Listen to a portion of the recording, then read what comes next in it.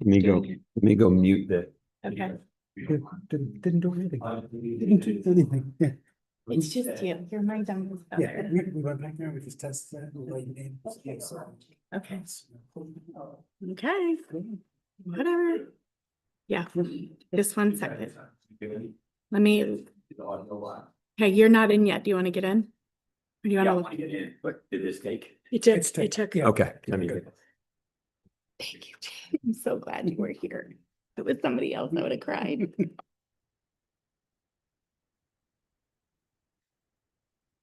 That is so weird. It's just like when you came up today and you're like, it was there, it worked. Yeah, exactly. Okay.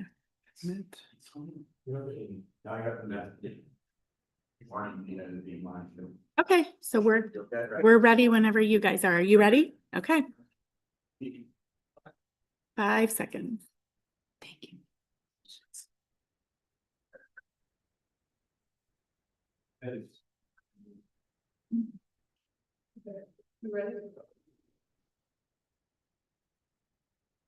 Evening, I'd like to call this meeting to order. Today is November 25th, 2025. Sorry.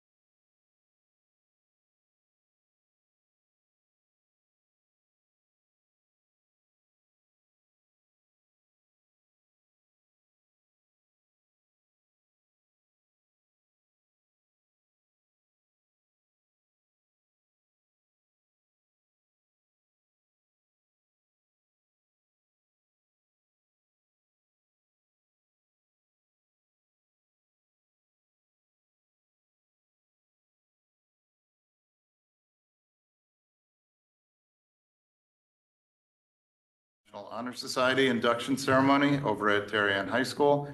91 students were inducted, including our very own Ryan and Kylie. Congratulations to all the students and to Ryan and Kylie. This morning, I joined the students and faculty and cast as well at Fitch Academy for their traditional Thanksgiving celebration known as Fitch Giving. It was a great way to connect with the wonderful Fitch community this morning, and we had a really good time and some good food too. This afternoon, the inaugural Gravy Bowl was held at Darien High School. Junior girls played senior girls in flag football, with the seniors winning a thrilling game by a score of 21-14. And this is such a great new tradition. I hope you'll all come next year. Early this morning, I dropped off 4 turkeys for the Darien High School Band Turkey Collection. While the collection will help many families in need, it also added a bit of competition versus New Canaan. Darien donated a total of 170 turkeys and prevailed in the competition. New Canaan's band performed our school's fight song while their drum major wore our football jerseys. So congratulations to the Darien High School band and to the New Canaan band for collecting incredible amounts of food for the community. And finally, I'd like to wish everyone a happy, healthy, and safe Thanksgiving. And that concludes my report for this evening. Thank you, Dr. Byrne. Student representative reports.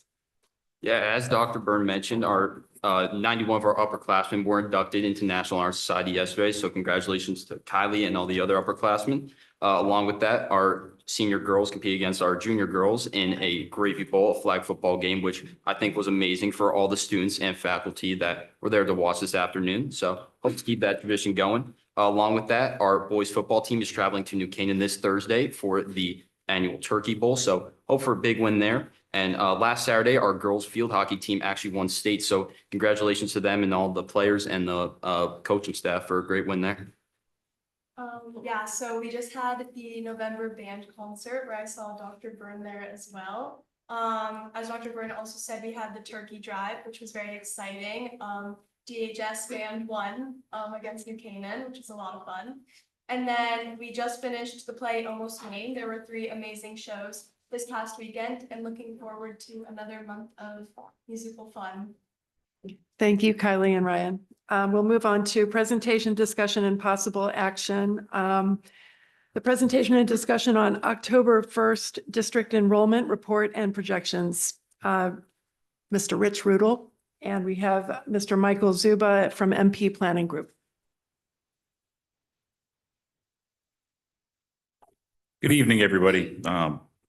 So for tonight's presentation, I'm going to touch on the highlights. I know right before the holiday, it's a busy week. Everybody's trying to work through things, but I know we gave the full report too. So if there's any questions on anything, even as a follow-up, I'm glad to be able to address those when you have a chance to really kind of dig into it. So we always begin with enrollment drivers. I think that's always a big key. I picked out the 2 most key drivers for Darien. As you can see in the chart on the left, births have been up over the last several years. Births have stayed elevated. No big surprise there that that's going to lead to some larger kindergarten cohorts in the near future. But home sales have been down. So ever since peaking right around the beginning of the pandemic, and we've seen this in many of our Durgay client communities and really kind of throughout the Northeast, we've seen home sales drop off. What that is leading to is less turnover, less churn. All very familiar with your own community, pretty built out in Darien. So if you're not turning over existing single-family homes, not a lot of new single-family homes being built, leads to a little bit lower immigration overall within the school community. Getting into construction activity, every year we reach out to the town planning and zoning department. They wealth of information. They're wonderful in getting us all the details that we need.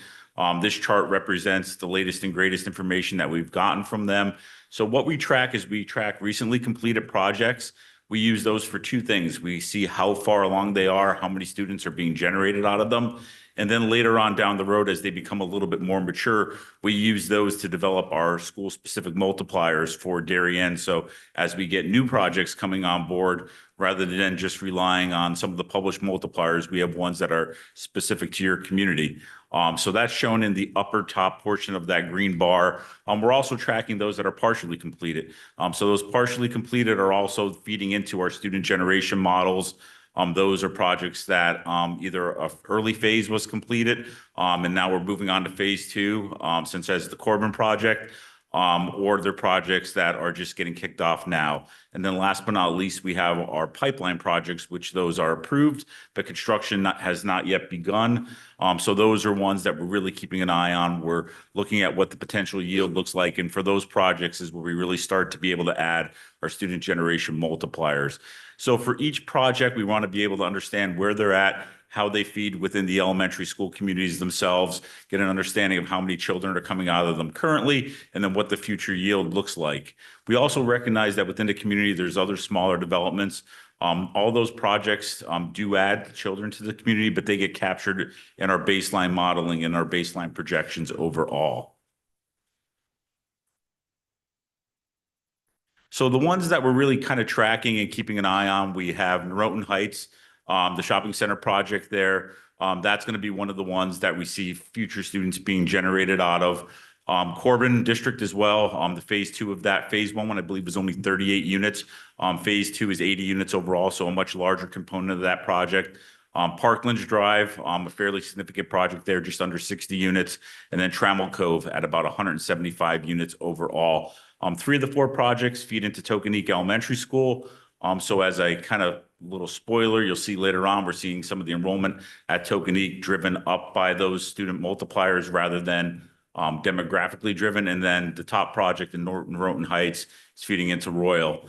So for all these projects, we're estimating that if there was no other development in town, we'd have about 86 students generated. But based on an average baseline of about 160 units that have recently been completed, we have to go through kind of a deduction, right? So we're trying to square it up a little bit because baseline, growth net is always occurring. So you want to be able to deduct that baseline growth out So we're seeing a total of about 50 total students being generated from the school age, from the developments for school age children. About 20 of those going into the elementary, about 14 into the middle, and just under 20 going into the high school overall. Getting into our student migration highlights. So over the last several years, as you can see on the chart on the right, our net migration has been up in Darien. I'm seeing positive immigration after years of having some fluctuations there, but by and large, some out migration, especially at the elementary level. This past year, we saw no net migration in and actually a little migration out, really due to that housing turnover or lack thereof. The chart on the left is our new to district students.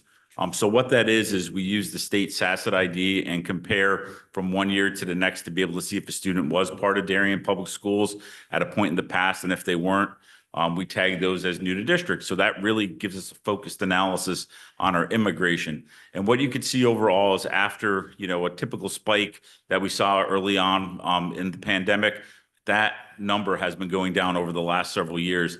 And that number kind of mirrors the total housing sales within the community overall. So that total housing sales and that activity in the market itself is a really good proxy for those new students being able to come into the district. And this past year, we saw a net out migration of about 1.3%, which was the highest going back about 16 years.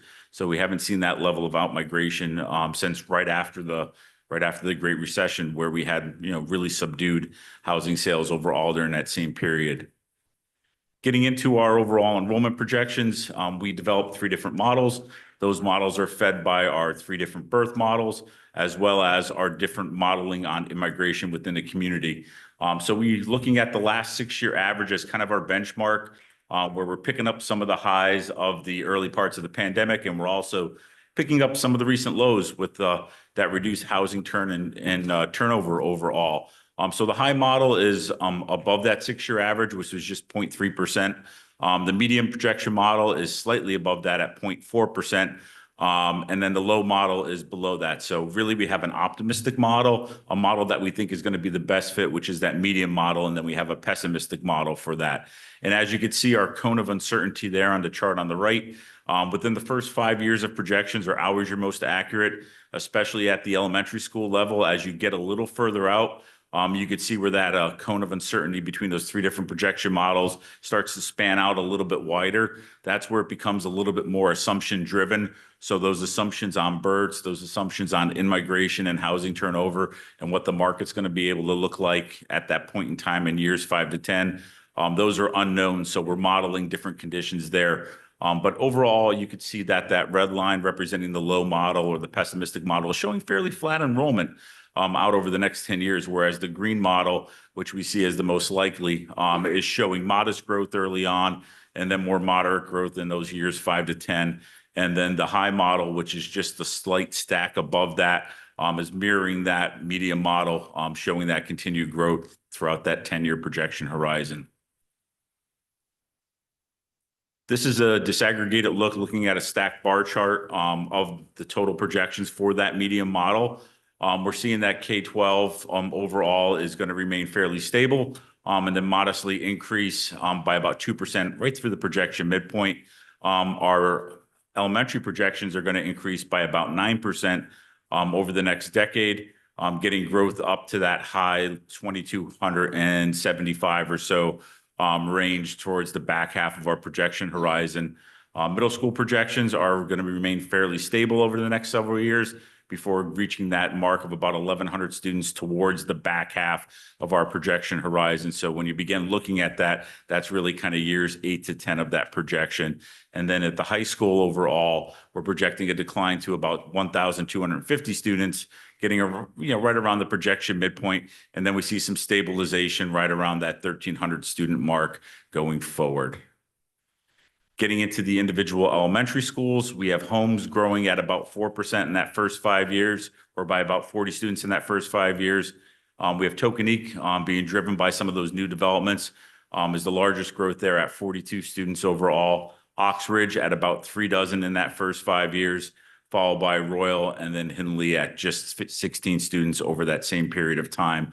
For the elementary school projections, especially the individual schools, we like to focus on that first 5 years. We have students in seats, we have known births, Those are really our most accurate as we get out in years 5 to 10, especially on the individual elementary schools. It becomes much more small area and assumption driven for those. So really kind of that midpoint in our projections is really the limit on the individual schools themselves. And then last, I'll just kind of recap some of my key takeaways. I know I touched on a bunch of these, but over the next 5 years, the elementary schools increase of about 8%, middle school stable, and in that next 5 years, high school declines by about 6%. And then beyond 5 years is where we see enrollment, especially at the middle school, averaging about 1,100 students. The elementary stabilizes at about 2,275, and then the high school rebounds and averages about 1,285 as we see some of those larger cohorts that are currently in the elementary and middle begin to work their way up in those last years of our 10-year projection. So with that, I'd like to turn it over to the board. If they have any questions, I'm happy to be able to address those. Thank you. Thank you for the presentation. One question I do have is how have your projections over the past couple of years, ended up coming out versus what we had anticipated?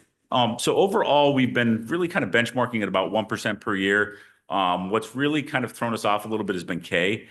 K was always really not easy to project, but we were really good at it until the start date change. So now in year 2, we were off a little bit for that, a little bit more than we would have liked. So we've been doing a deeper dive and looking at what the breakdown of those age groups are for the kids that are entering kindergarten now. And I think by year 3, that'll really tighten up that projection overall.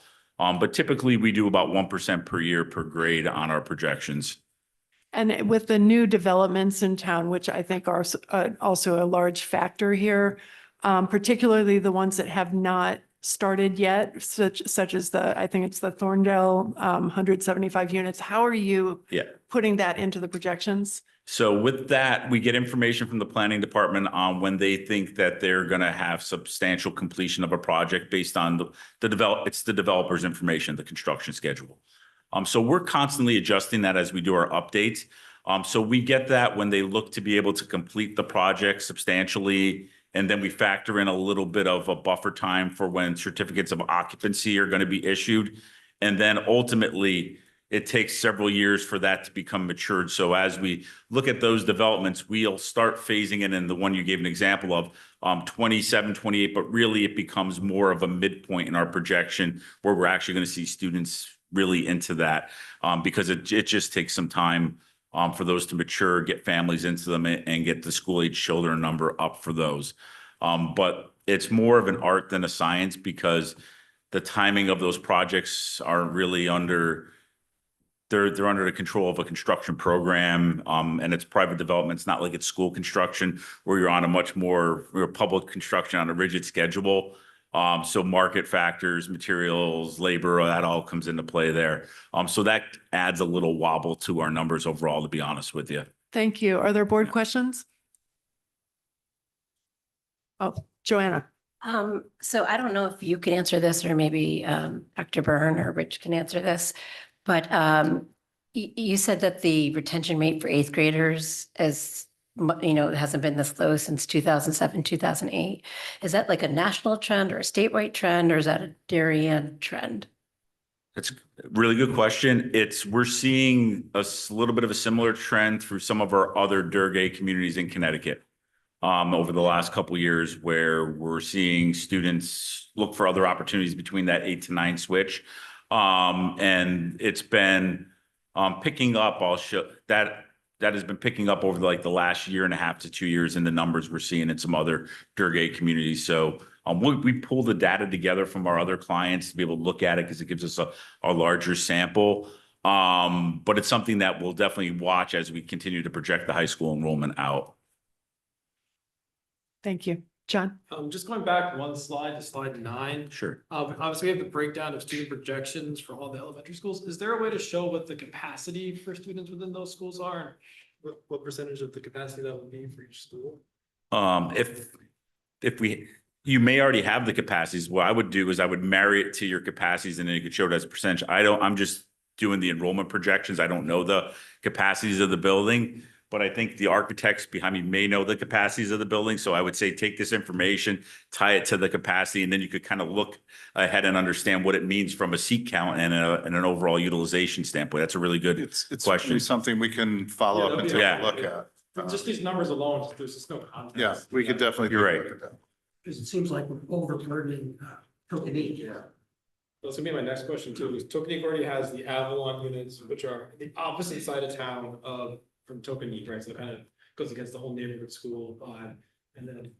Yeah, I think they were placed there because of capacity back when this was a number of years ago.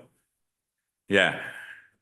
Yeah, I just following up on that. I think based on your projections, Tokenique, Oxbridge and Holmes were the top three over the 10-year period that would have a significant influx. So I do think that is something we could probably think about. Katie? Thank you. I wanted to ask, so given the swings on the elementary schools and where it could potentially be an issue, I did want to ask, kind of comparing this projection here on this slide to the slide it's numbered 4 in it, where the projection performance says that the biggest ones that were off were also Oxbridge and Tokenique. So how can we think about kind of reconciling the ones that didn't hit their targets this year and now are expected to be like the big drivers again? So what we've been doing is we've been looking at home sales. So we've been getting home sales by address and matching them up and looking at the trends there. But what we're still finding is that K has been challenging for us, and lower elementary right now has been challenging for us to be able to kind of tighten those up a little bit more, especially with the lack of turnover that we're seeing in each of the attendance zones, to be honest with you. It's something that we're seeing the same trends in many of communities, but we're also seeing enrollment fluctuating. And we know in Darien, you get a couple home sales and you have a family move in with some young children. All of a sudden you're at +5, +6 students over what you had projected just because of where the market is right now. Thank you. Are there other questions? Sarah? This is for Dr. Byrne and maybe Rich.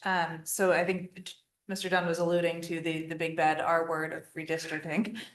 Just throwing that out on the table. Is that something that you think with the new, is that something we need to be thinking about, or is that something that, we think we can?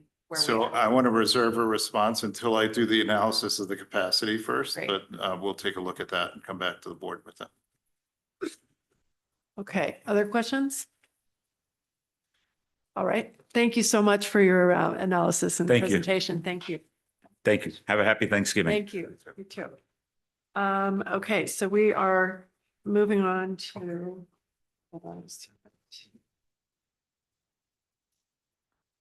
Okay, presentation and discussion on Middlesex Middle School facility study. We have Mr. Kevin Munret and Mr. Eric Kyer, Mr. Travis Schnell from KG&D Architects. Thank you. Good evening. Hi, Eric Kyer, KGD Architects. I'm here with my partner, Travis Snell, who you probably know from the Hindley Homes and Royal Building Committee meetings on a bi-weekly basis. We're here this evening to talk about the facilities assessment and master plan effort that has been ongoing over the course of the summer and fall, and give you a brief update. But before going in there, really just wanted to do a quick call out. It was great last week. We went to the school board and superintendent's conference. We got an opportunity to see a few of you there at that school boards. It was great to spend a little bit of time with you. So thanks for being there. And also a call out to our partners, ONG and APC Construction, who were also at that school boards conference. They've been great partners for the Hindley Homes and Royal projects. I'm sure you've all seen the progress, but I have over the 25 plus years that I've been doing school projects, this project has been going as smoothly as any, and the partnership and friendships, et cetera, that have been going on have been terrific. And on this Thanksgiving week, we're especially thankful for the Hindley Homes and Royal Building Committee members, and especially to the leadership from Chris Price and Jill McCammon over the course of that. the whole committee has been really thoughtful and powerful leaders in this whole process, not to mention the school administrators, the principals that are part of it. So before turning this over to Travis, who's going to review the facilities assessment portion of this presentation, I just wanted to compliment Kate and her administration team for their assistance and as part of this, and for the facilities team led by Kevin Monrette, who's in the back of the room here, for the excellent maintenance of Middlesex and all the school district buildings. They do a great job. So this really was sort of a pleasure to go through the buildings because of the conditions that are currently existing there. This facilities needs project and process is not about challenges there. It's really about 25 years of building systems that are getting to be antiquated at this point. And as you just heard with the last presentation, when this project was done 25 years ago, it was for 900 students, and now we're in the range of 1,100 students. And so with those additional students, it requires additional classrooms and labs and other spaces associated in the building. So that's what this is really about. And with that, I'm going to turn it over to Travis.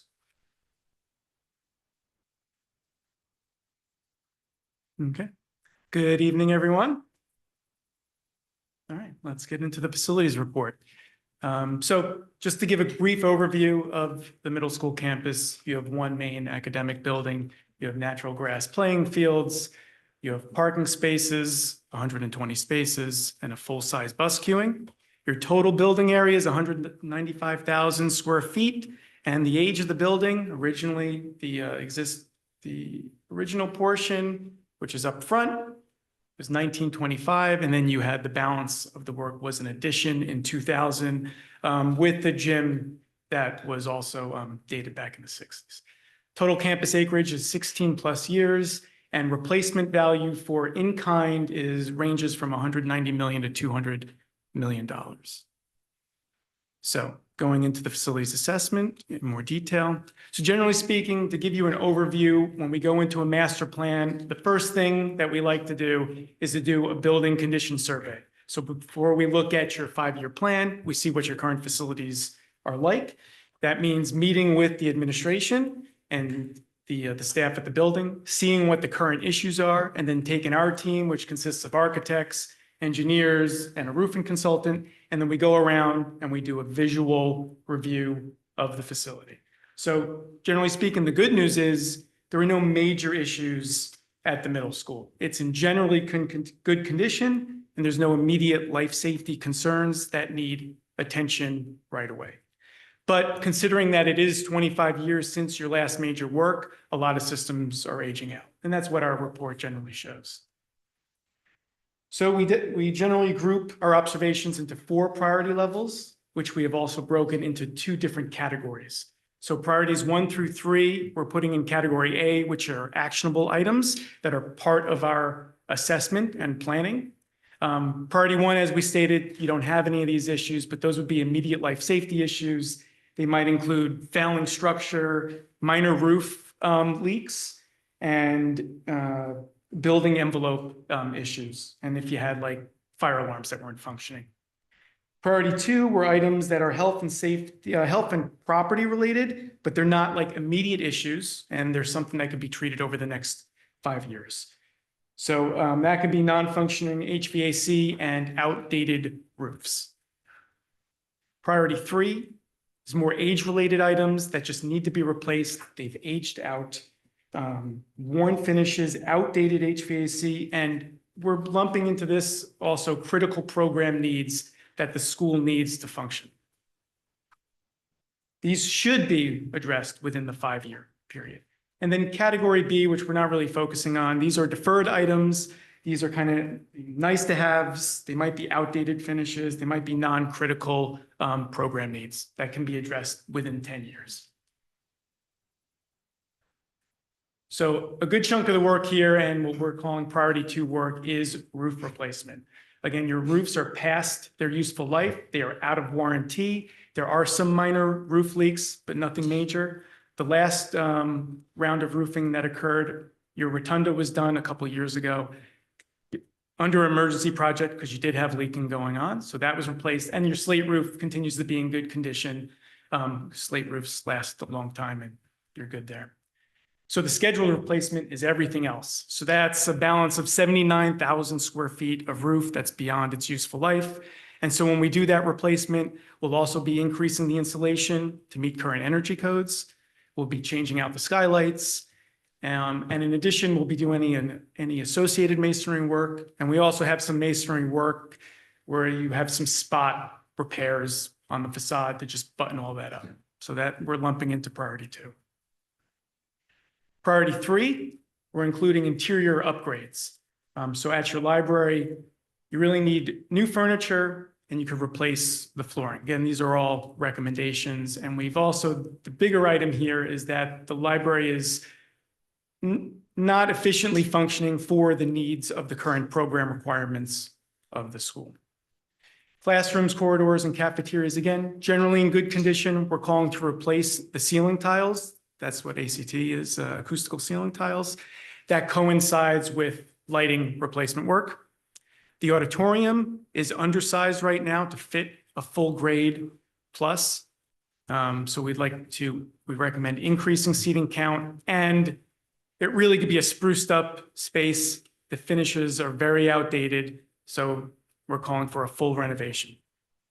The offices are all solid doors right now. It's good for security and vision purposes to replace those doors with vision panels, windows, and they can use ceilings and flooring as well. Toilet rooms are in good condition, and we would just replace right now the ceiling. And then a couple of non-compliance items. You still have old wire glass doors and windows that we would call to be replaced with proper and updated fire resistance rated glazing. And then the main entrance, we would add a canopy and provide security and a welcome office. And in the priority 3 work continued in the MEP portion of this is the HVAC system, which is nearing the end of its useful life, is outdated, and does not provide a building-wide air conditioning. You're also supplementing that with a lot of window air conditioning units, which is not an efficient use of your energy. So that's the majority of those bullet points are all items that deal with upgrading the overall building's HVAC units. Also, your building management system that controls all of that is outdated. It needs to be fully replaced. And your kitchen currently is still running on propane gas, and it needs to be converted to the natural gas that is now serving the facility. And there's an old oil tank that you no longer need. That should also be removed as part of the assessment. And to continue into the electrical work, upgrades here include the electrical rooms should have their own dedicated cooling systems to keep those areas functioning properly. That equipment tends to get hot, needs dedicated equipment. And then you would need an electrical service upgrade to account for the added load due to adding air conditioning and upgraded HVAC throughout the building. Scheduled replacement for electrical also includes lighting throughout the corridors, classrooms, and offices. It would include upgrading the auditorium lighting and sound system and a complete replacement of the outdated public address and intercom system. All right, so with that, I'll turn it over back to Eric to go into the master plan portion.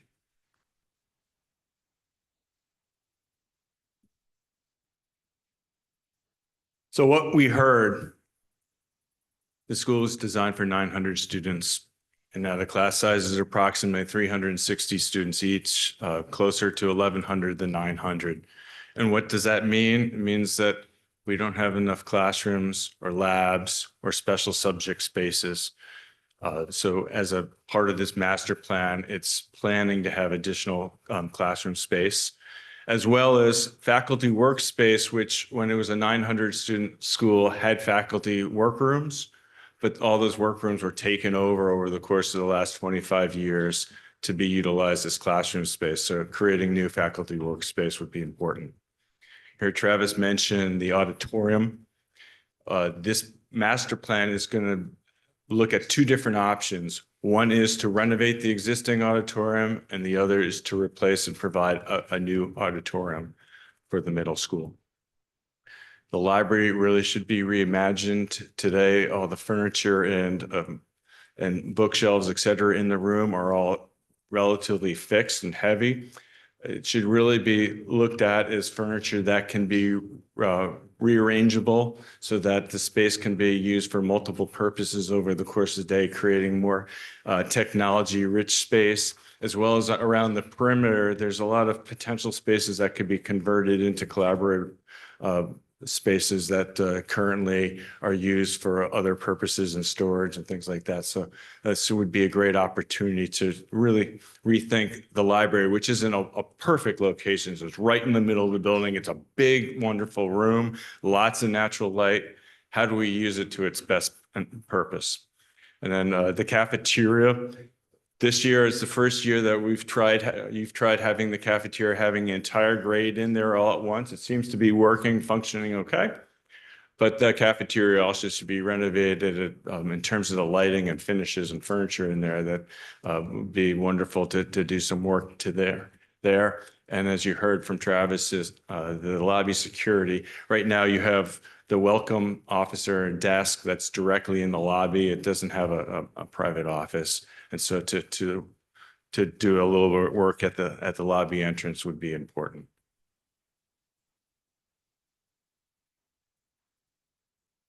It doesn't want to move. Okay. So before we did the facilities assessment, we started imagining what the different options are here. And so we started on the left two renovation and addition options. So in this case, everything that you see in purple is the existing building, and anything that you see in blue is new construction. So the left two are two different locations where you could potentially put an addition. One is off to the east side. Why put it there? Well, currently the building is kind of surrounded on the other three sides with program that's relatively fixed. On the south side, it's residential. On the west side, you have the original 100-year-old building as of this year that is stately, sitting up on the hill, and it's a wonderful sort of first image as you come onto campus. And then on the north side, you have two different vehicular circulation patterns. You have the parents and parking, and you have the bus circulation pattern. So it's a very easy location to put it off on the east side. There's some property and space there to put a small addition over there. If you put it on the north side, you can see that starts to take over where the existing bus turn off, drop off and pick up and queuing areas. So then we'd have to do some work rethinking how that circulation is. The other two were sort of initial out of the box. What if this building was taken down or mostly taken down and replaced? And as you heard from the earlier discussion, this building does not need to be replaced. It's in good working condition for the most part. Obviously, there's some systems that need to be upgraded, needs to be expanded because of the population, but it really doesn't need to be replaced.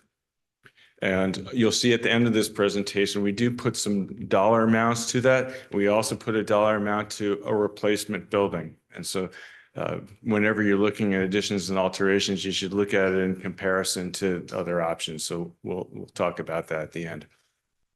So the two options are really sort of derivatives of the same option. And so one has a new theater and the other does not. And that's the real difference here in the two options. So what are we looking at? We're looking at constructing a 12 lab addition on the east end of the building. That would be a 2-story addition. It basically is flat and level land right up to the tree line. And then once you hit the tree line, the site falls away.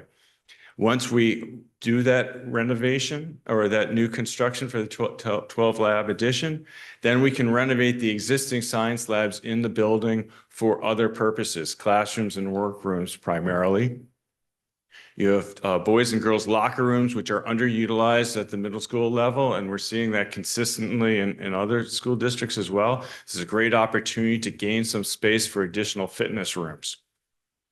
And then other sort of major spaces that we're looking to renovate include the existing auditorium in this case, music and art, the ALC and special ed on the second floor, the library commons, and the cafeteria. So, somehow this got cut off, but sorry. On the right there, you can see in blue is proposed 2-story, 12 classroom science lab addition. And then in purple are the existing building. In dark purple are the major renovated spaces, which include existing science rooms, the existing library, the ALC classrooms on the far left, that's on the second floor. You can see the auditorium that's in the middle on the left. On the top left is where the security vestibule is, as well as where the locker rooms could be converted into PE studios. And right in the middle is that beautiful library, which could use some renovation and reimagination.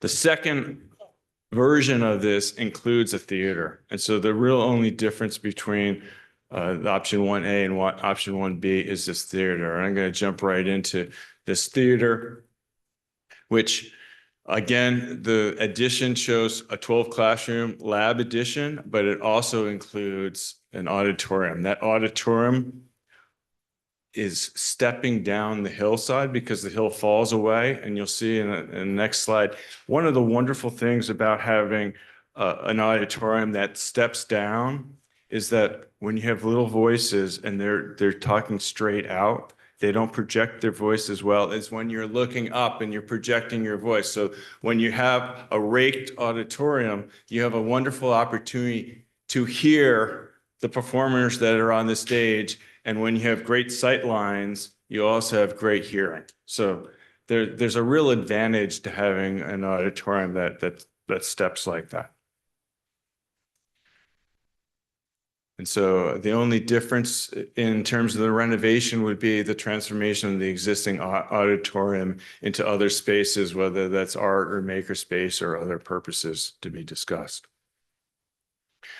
Here's just a couple of examples. So the one on the left is one of these raked auditoriums that we designed. And again, if you see and you can hear. And so it's really a wonderful opportunity to provide a larger auditorium. Again, current auditorium is about 400 seats.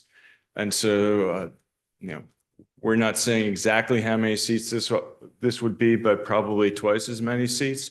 And that would provide ample seating for the majority of the students on campus.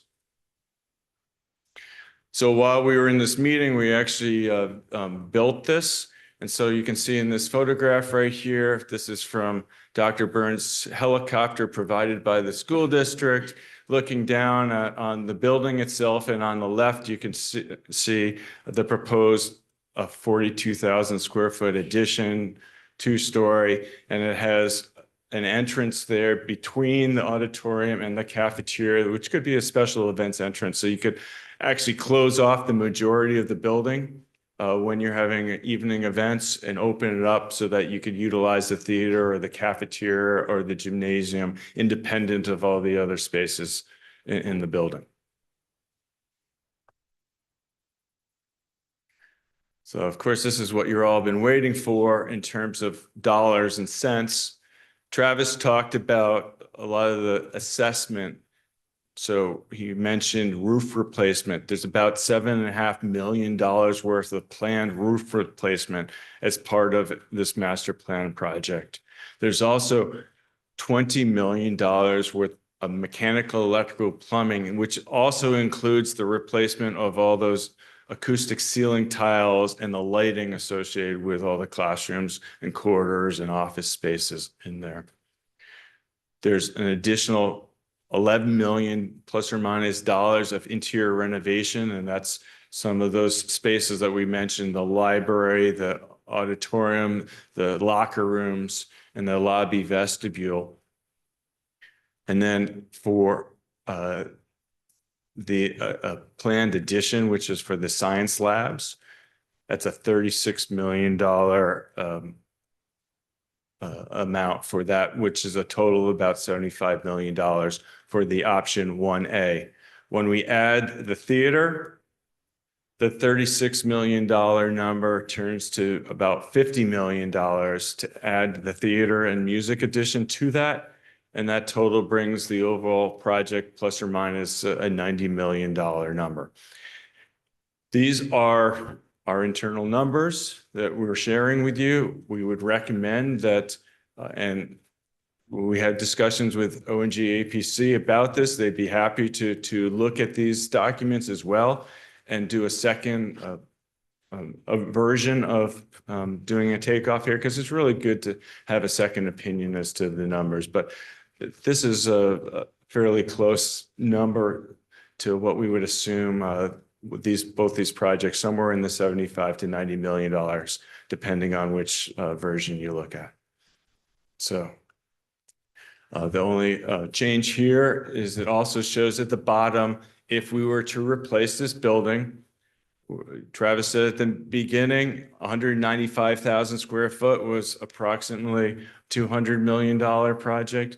If we're replacing this, we're also putting an addition on to accommodate the extra 200 students. That replacement value for that building is about $240 million. So when you're looking at this, you kind of really want to compare the renovation and addition to what a replacement value would be. With that, I'll open it up to questions. Thank you for the presentation. I just have one question and we'll open up for board comments. Just if you could also address the capacity planning piece, because I know we did, I think it was in 2015, reach peak enrollment of about 1,170 students, and the 10-year projection shows us getting to that same level, which is about, I think, 100 more what we have now. Could you also describe how these two versions would address, would it have the needed number of classrooms to give us additional flexibility in both of those options? And one of them contains a cafeteria expansion and the other does not. So the reasoning behind that as well, please. So addressing the second part first in terms of the cafeteria.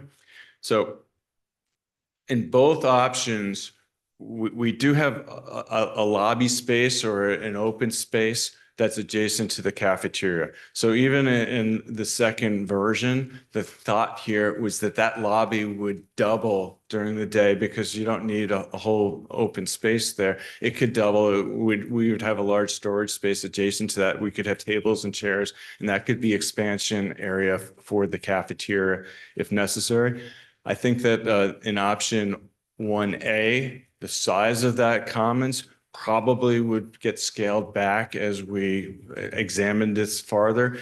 When we started looking at this, we knew that the cafeteria, we were going from multiple cafeteria periods per grade to everybody from a single grade in the cafeteria all at once. And so this was the first year that we were testing this. And so at first we were thinking that that cafeteria was going to need to expand more to accommodate an entire grade of 360 plus or minus students at one time. And what we're finding out is that they can be accommodated in there.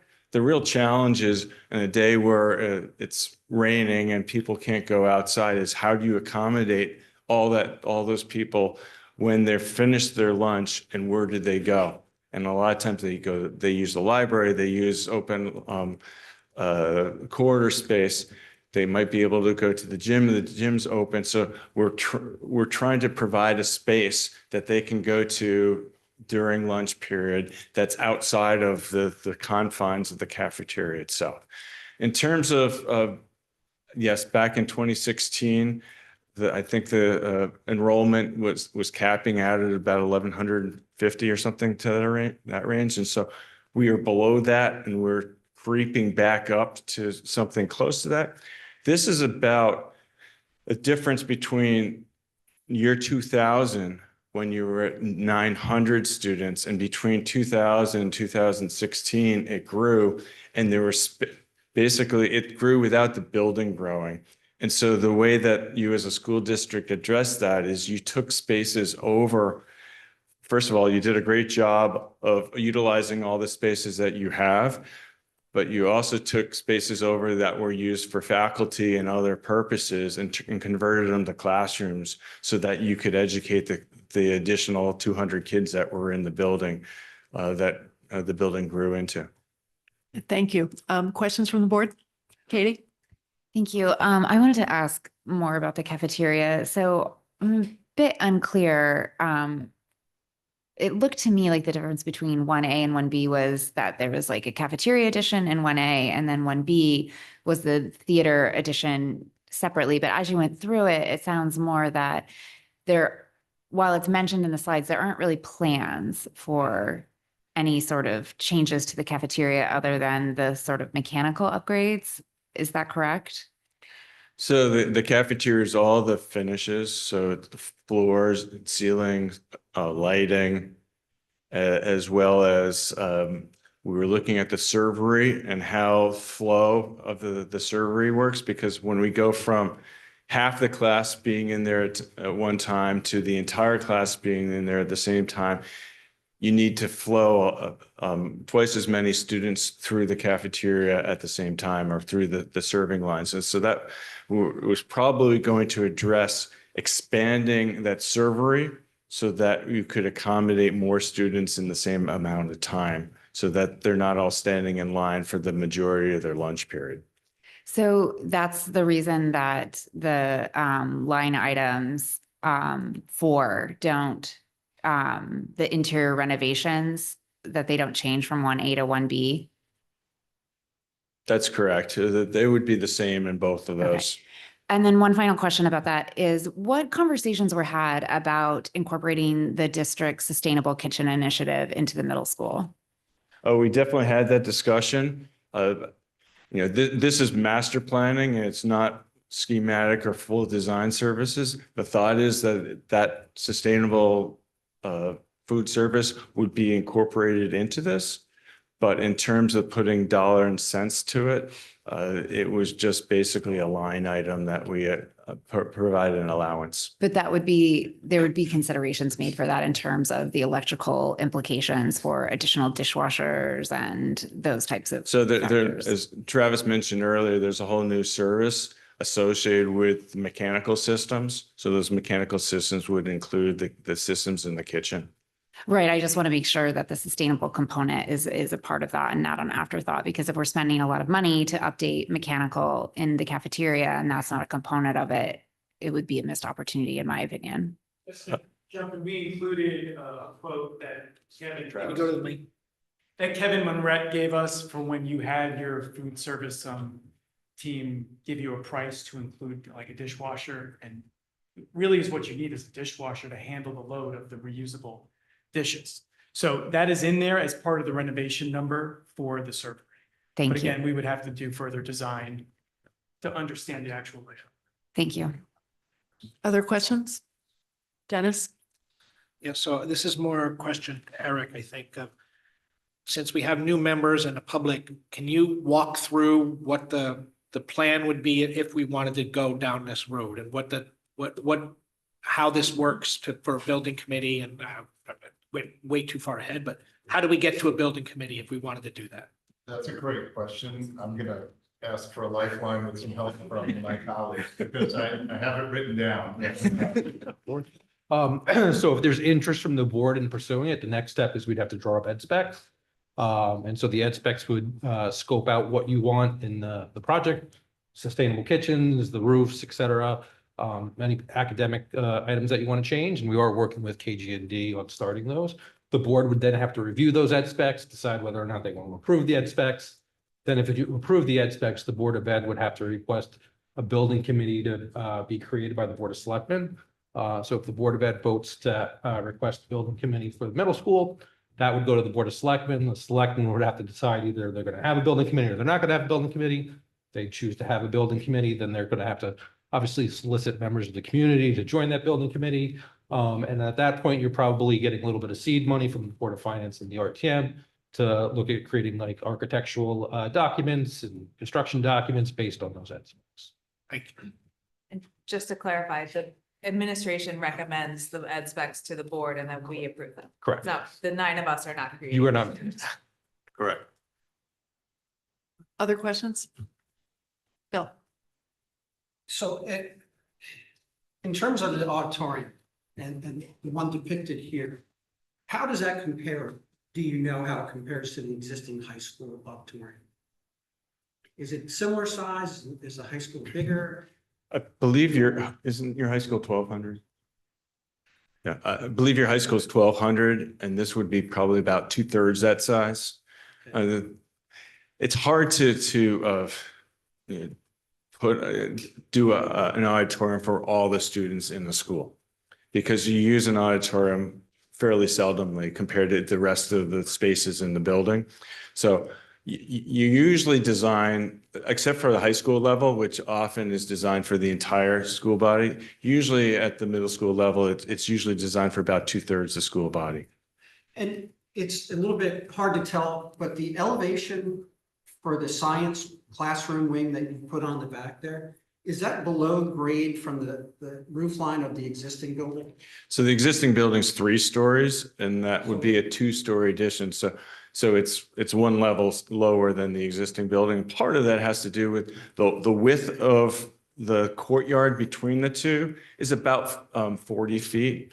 And you really want to bring natural light in. And if you have 2 3-story buildings with a fairly narrow courtyard, you're not getting a whole lot of natural light in there. And so those classrooms don't receive the natural light that they currently have. So we're at the same time, we don't need a 3rd floor. We could obviously design this for a 3rd floor for the future, but right now we need approximately 12 lab spaces for science and technology. And so this building was designed for 6 labs per level with 3 prep rooms associated with those 6 labs times 2 levels. And when you design that, would it be, even if you don't build a 3rd floor, would I might not be able to answer this, but would the construction bid change significantly if you were designing the building with the ability to add a 3rd floor at some point or half of a 3rd?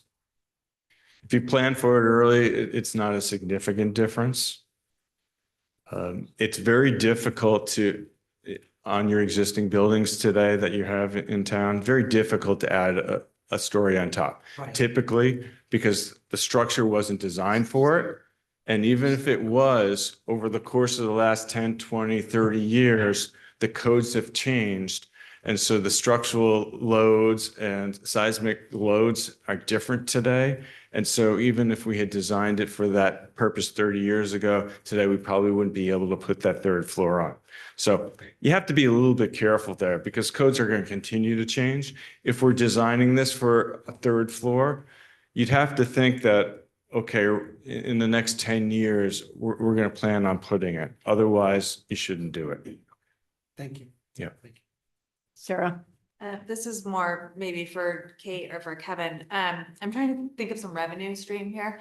If we were to build a larger theater, I know back from my days of doing the Holmes H Factor that, it was hard to find dates from the high school because the high school auditorium was used often from outside groups and other things. Is there a possibility that having a second space would be worthwhile to the district? And is that something, should that be part of our? I think it could be worthwhile to the district and the broader community. Right, exactly. That certainly would Yes. be, with that size, you have events or organizations within the community that need an auditorium for 800, but they don't need an auditorium for 1,200. And as we all know, getting access to the high school auditorium because of how many events are there is really challenging. So it would also probably become very well used by the elementary schools for lots of programming. So it would be a valuable resource to the entire school district and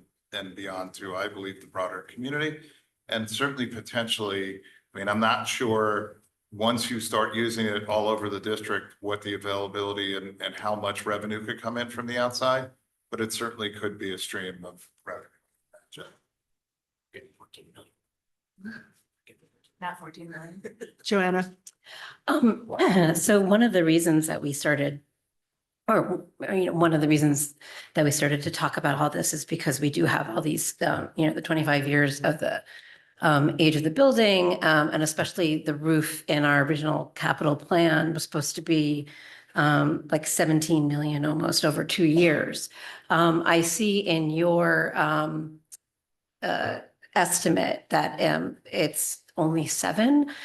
So just, if we were to go down this path in anticipation of people coming back to us and saying, why were you recommending we do this huge project when it would only cost 7 million instead of 17 million to replace the roof? So maybe this is more a question for Kevin.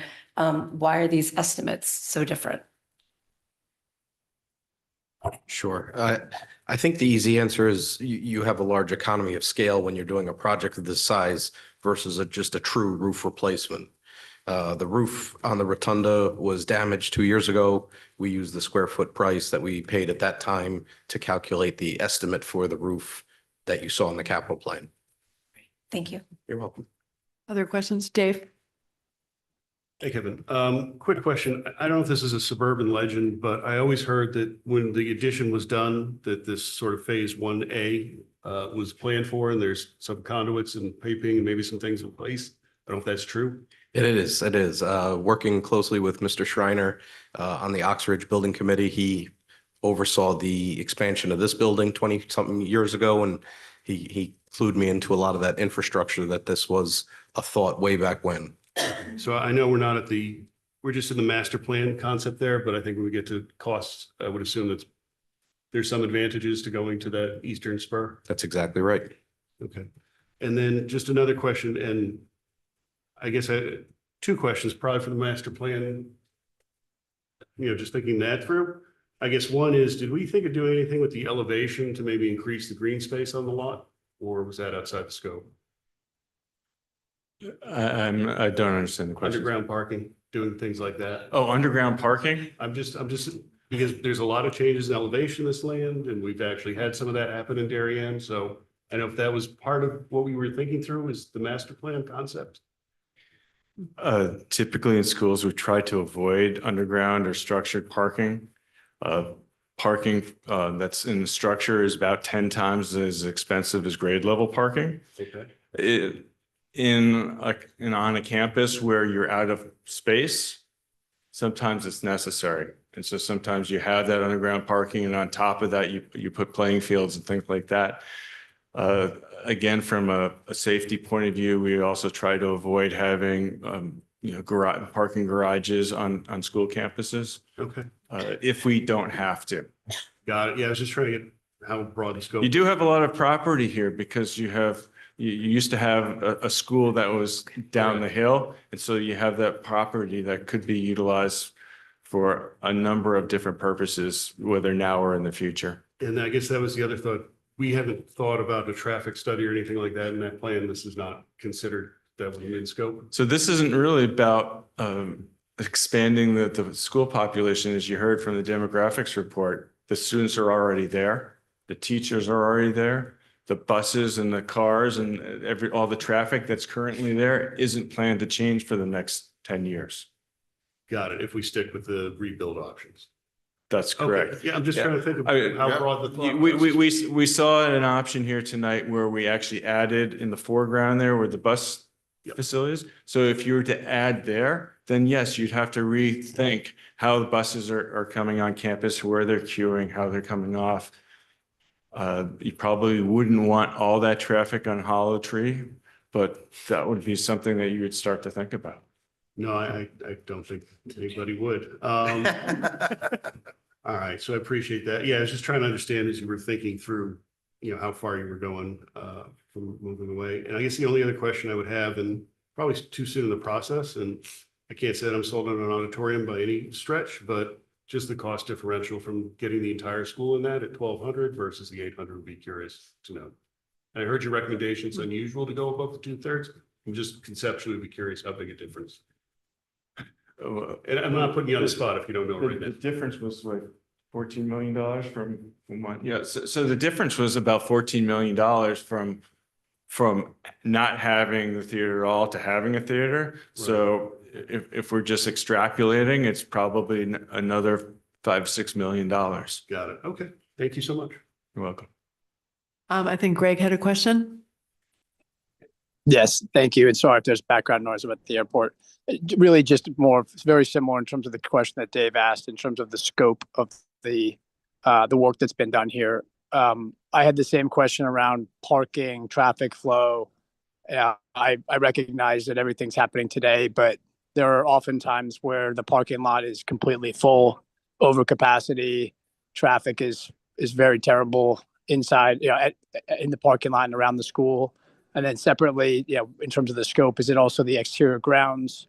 Have you thought about the utilization of the fields, both the upper field and the lower field? I know the upper field oftentimes is used or unable to be used due to overuse and irrigation issues. Was that part of the scope, or was it really just focused on the building?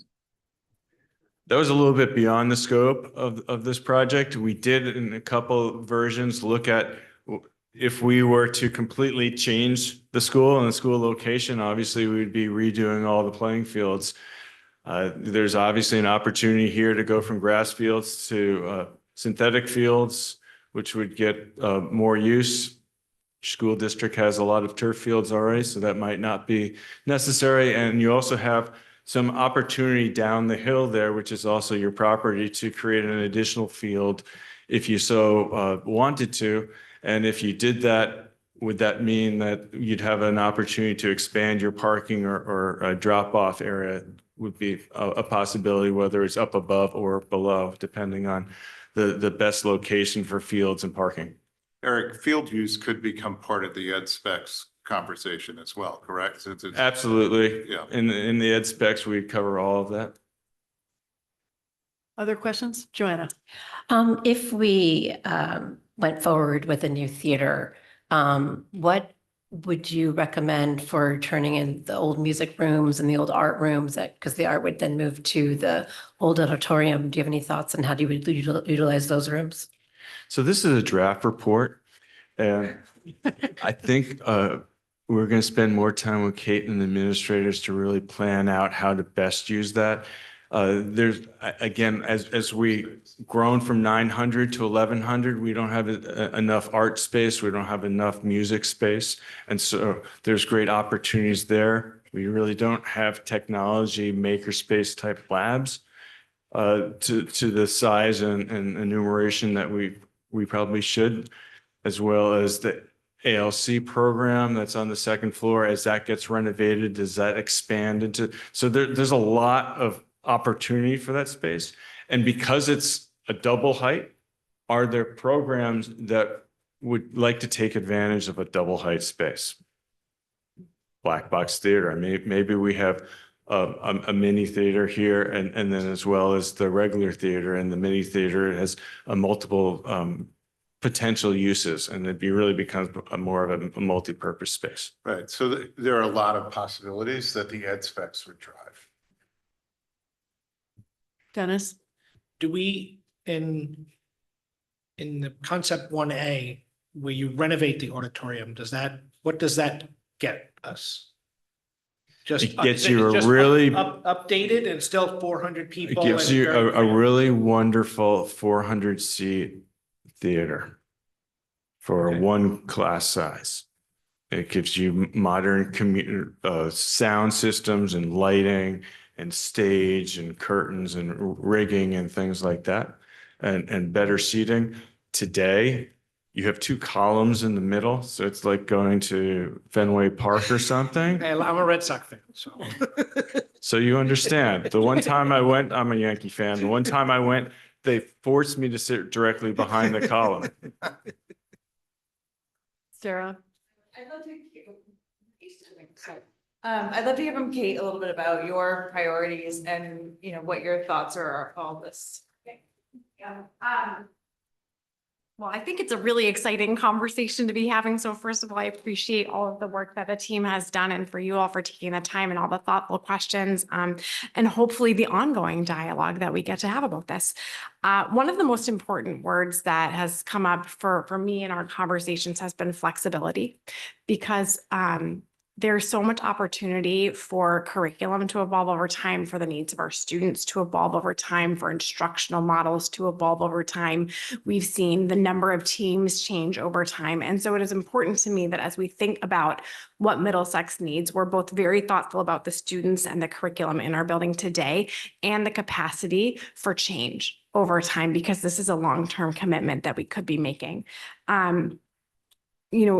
Dennis, to your question about not just a nice upgrade to the theater, our current stage is not big enough to fit an entire ensemble on. So as an instructional space, that theater is also limited in capacity in terms of what, my whole musical cast can't necessarily fit on the stage to do a choreography number together. All of our ensembles have to go up to the high school to rehearse as a full ensemble for their concerts and then perform up there. So I think that is a really exciting potential for our building as we consider the really incredible K-12 music and visual arts that this district has.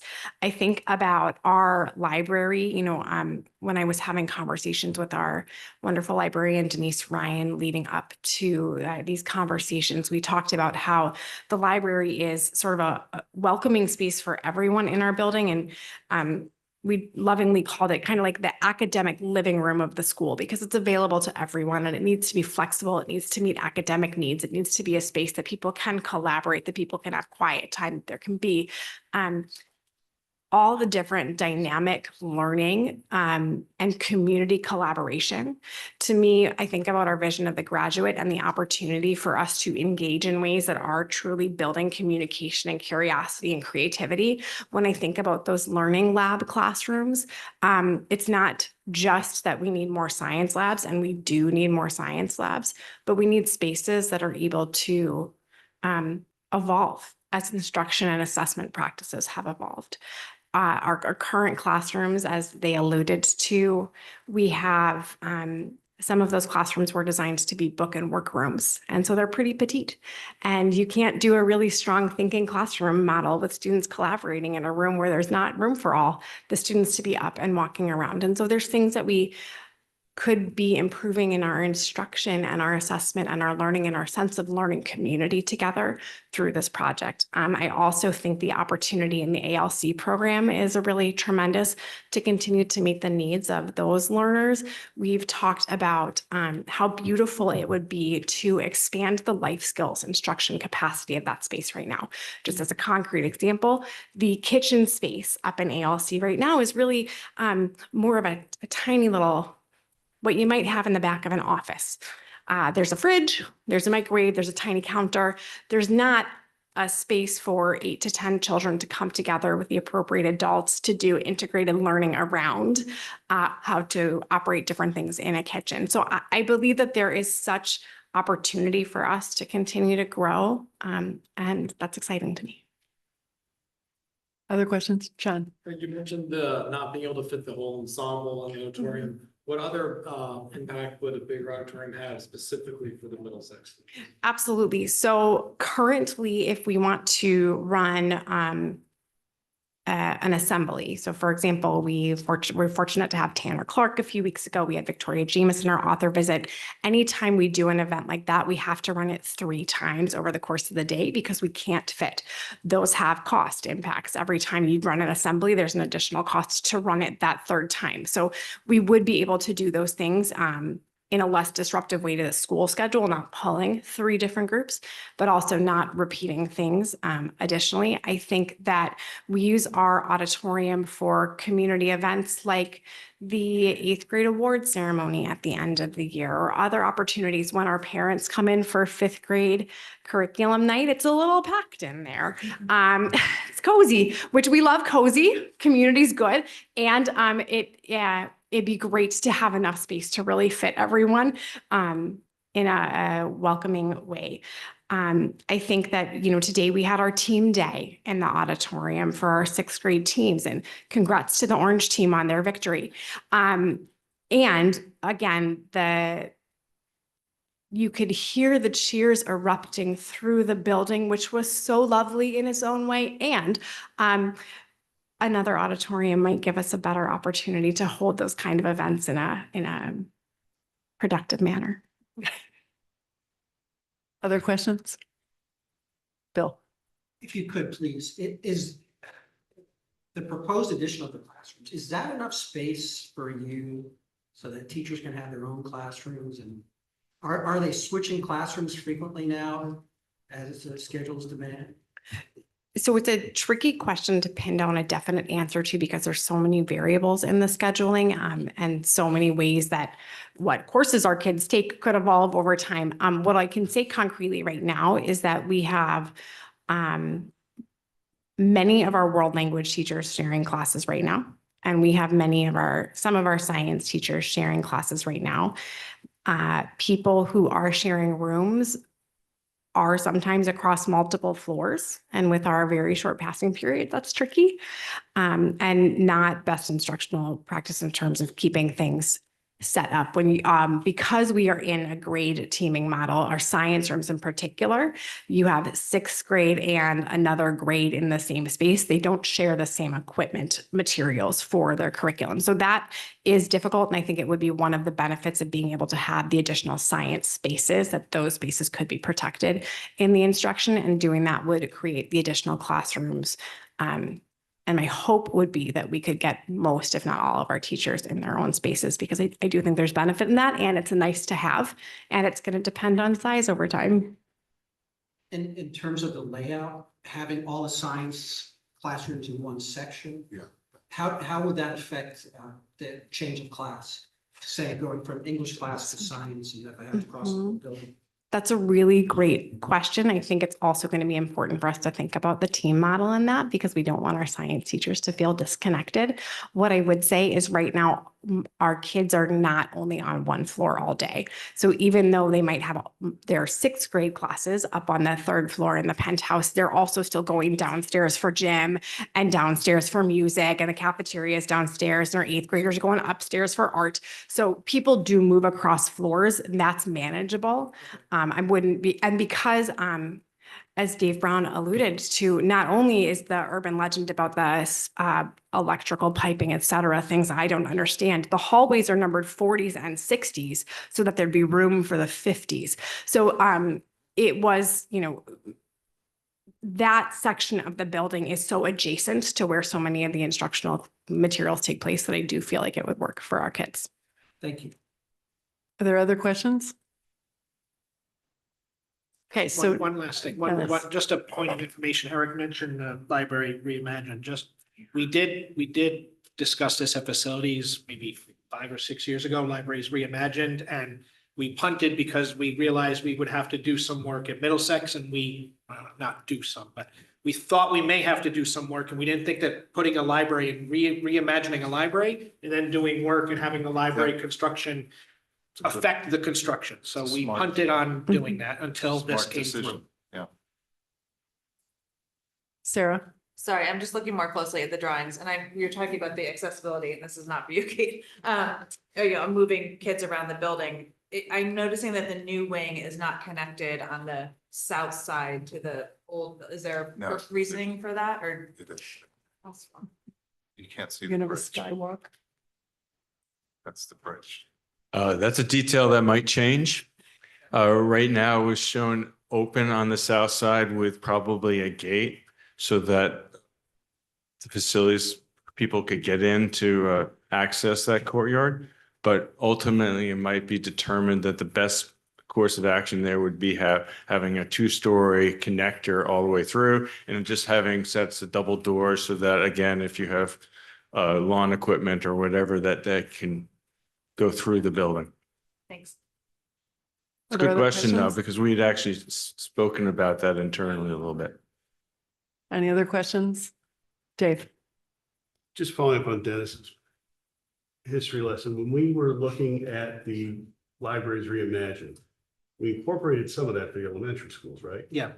And did we ever finalize ed specs for the middle school, or we just? We punted on the middle school. I'm just trying. The libraries reimagined, sorry. No, all good. The libraries reimagined were for HHR, and that they were incorporated in those, and Oxbridge as well. But did we have overall principles that would just kind of roll in the middle school, or we didn't? We just kept it at the K? I think we had principals.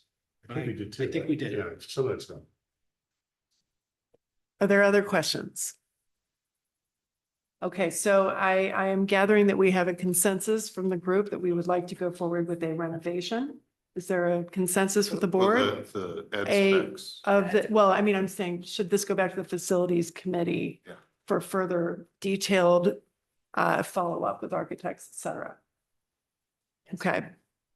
Then we will, is there consensus on that? Can you just say that again, just so that we're all clear on what we're doing?